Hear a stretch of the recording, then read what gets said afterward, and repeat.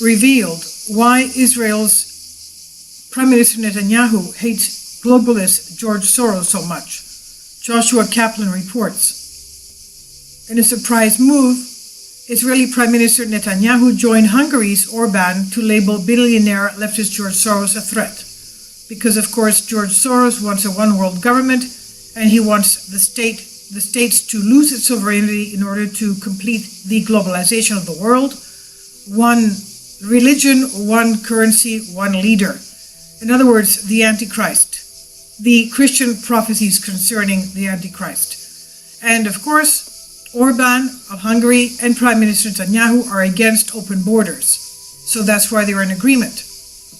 Analysts believe Netanyahu joined Orban of Hungary on this issue, and it was strange considering both Prime Minister of Israel and billionaire investor Soros are members of the Jewish faith, and Orban has been accused of anti-Semitism in the past. George Soros is also Hungarian, as is Orban, the Prime Minister of Hungary. In a piece titled, "Why Netanyahu Hates George Soros So Much," left-leaning Israeli paper Haaretz shines light on possible motives behind the rift. This is what Haaretz reports. In 2013, a right-wing watchdog group, NGO Monitor, issued a monograph called Bad Investment, which aimed at detailing how Soros-funded groups increased tensions in a troubled region.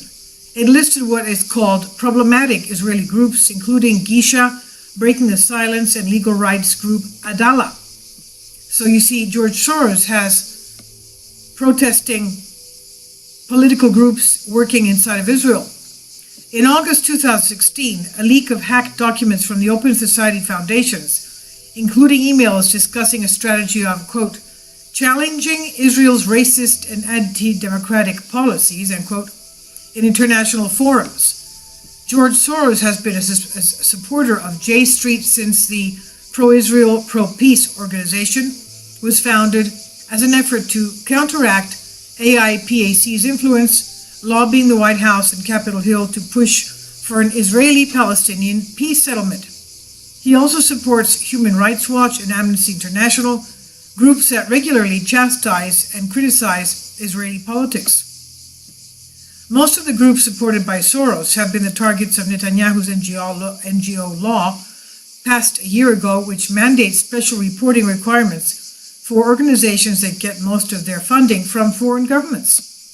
Netanyahu may also be thinking about the future, as George Soros' son, Alex, who was born in New York City, began to ramp up his own political efforts. Recently, Alex Soros launched progressive PAC Bend the Arc, focused on electing liberal candidates to represent Jewish American affairs. The PAC claims to avoid foreign policy issues, but it is not clear how that is realistic considering congressmen are deeply involved in foreign affairs. According to Politico, the son of Democratic megadonor George Soros is gearing up to play a more active role in the 2016 election with the launch of a new political action committee focused on representing the views of Jewish Americans beyond foreign policy. Alex Soros, 29 years old, who has steadily increased his political and philanthropic giving in recent years, has helped establish Bend the Arc PAC, the first ever national Jewish political action committee in America focused entirely on domestic issues. Bend the Arc, a nonprofit, has an advocacy arm chaired by the younger Soros, Alex Soros, but has not previously had a political action committee. Bend the Arc PAC will back progressive candidates that make direct contributions to by making direct contributions to their campaign committees. It will focus on issues such as income inequality, marriage equality, social justice, and immigration reform.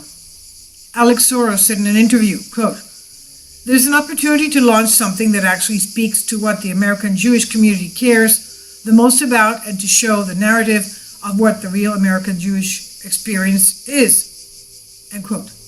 Netanyahu and Soros have been at odds for quite some time, and the leftist billionaire slammed Israel's racism policies, as leaked emails from 2016 show. The Jerusalem Post reports, quote, hacked emails show that the Open Society Foundations, led by George Soros, has an objective challenging Israel's racist and anti-democratic policies in international forums, in part by questioning Israel's reputation as a democracy. The documents are available on the website, reportedly backed by Russia, that uses anti-Semitic stereotypes to attack Soros. They reveal that the Open Society, which was founded and is chaired by the hedge fund billionaire George Soros, philanthropist, gave close to $10 million since 2001 to groups advancing the rights of Arab Israelis, with an emphasis in recent years on countering what one document says are Israel's restrictive measures against minorities. Quote, in recent years, the radicalization of public opinion and conservative Israeli right-wing governments have resulted in more restrictive measures against Palestinians within Israel, end quote. This is in a review of Open Society Arab's Regional Office work dated September 1st, 2015. I leave a link below for you for this. This is from the Gateway Pundit.